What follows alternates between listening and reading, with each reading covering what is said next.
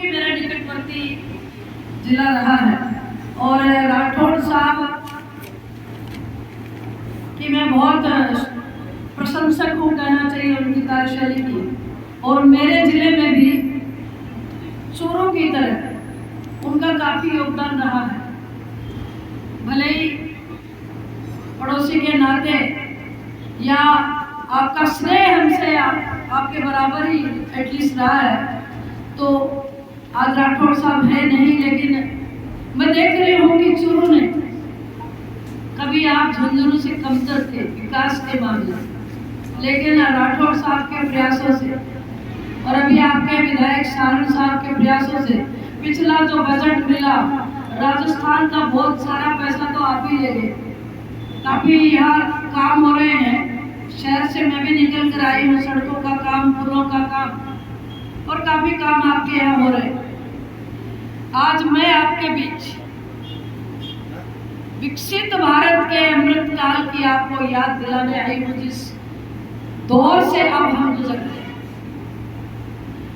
सेवा, सुशासन और गरीब कल्याण के ध्येय को लेकर हमारी सरकार का ये 11वां साल।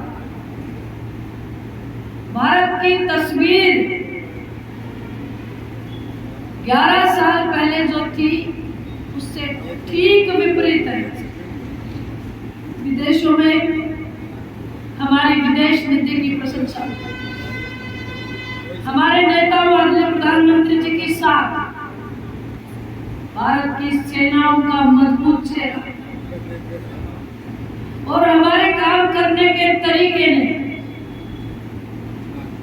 आज हमको विश्व की चौथी बड़ी अर्थव्यवस्था के बाद लाकर खड़ा कर दिया। कभी कहा जाता था कटोरा लेकर भीख मांगने वाला भारत, गंदगी और गरीबी के ढेर पे बैठा भारत, कमजोर भारत, पश्चिम के देशों का मुंह ताकता भारत। ये हमारी छवि 72 वर्ष राज करते करते कांग्रेस ने स्वयं ही ऐसा काम कर दिया जिससे भारत को शर्मिंदगी महसूस होती थी। 2014 में पहली बार नरेंद्र भाई मोदी प्रधानमंत्री बने। सौभाग्यशाली हूं मैं, एक किसान की बेटी होते हुए भी उनके साथ काम करने का 5 वर्ष मुझे मौका मिला। बंधुओं, यहाँ से प्रारंभ होती है एक नए भारत की कहानी। आज विकासशील भारत नहीं, विकसित भारत। हमने साबित किया कि विश्व की सबसे बड़ी राजनीतिक पार्टी का उद्देश्य, ध्येय और मकसद राज करना नहीं है, सेवा करना है।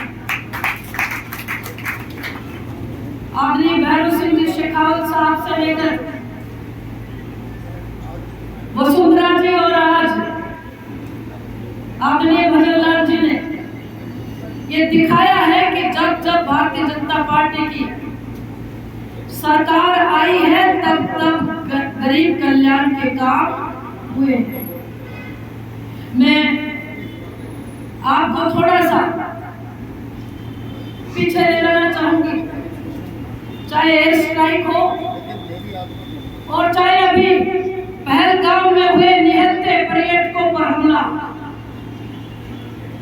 प्रधानमंत्री जी ने डंका भगाकर विश्व को ये कह दिया था कि हमारे साथ छेड़ की है, घर में घुसकर मारेंगे। मैं आपको याद दिलाना चाहती हूँ, हमारे सैनिकों के सर पाकिस्तान काट कर ले जाता था। उस समय तत्कालीन प्रधानमंत्री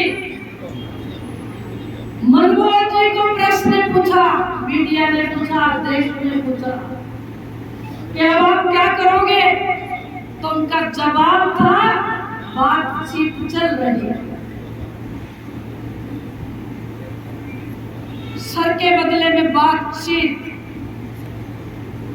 जिस भारत को विश्व का गुरु कहा जाता है, जिस भारत में वसुधैव कुटुंबकम के भाव को विश्व में फैलाया, जिस भारत में साबित कर दिया कि अब वो मनमोहन जी के दौर का भारत ये नहीं है। और भाई साहब, निशाना बनाकर वहां किसी आम नागरिक को क्षति नहीं पहुंचाई, उनके वो ठिकाने हमने ध्वस्त किए जहां से आतंकवाद चलता था।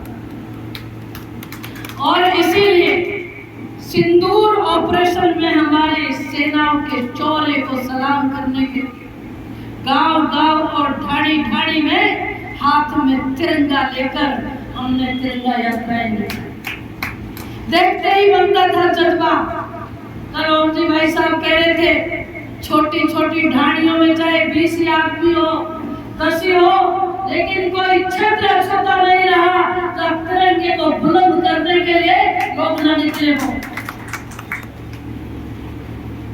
और अब आप ललकार करके कह रहे, डंका बजा दिया विश्व में हमने कि भाई हम भारत को स्वयं चलाते हैं, पड़ोसियों की खैरात पर भारत नहीं चलता।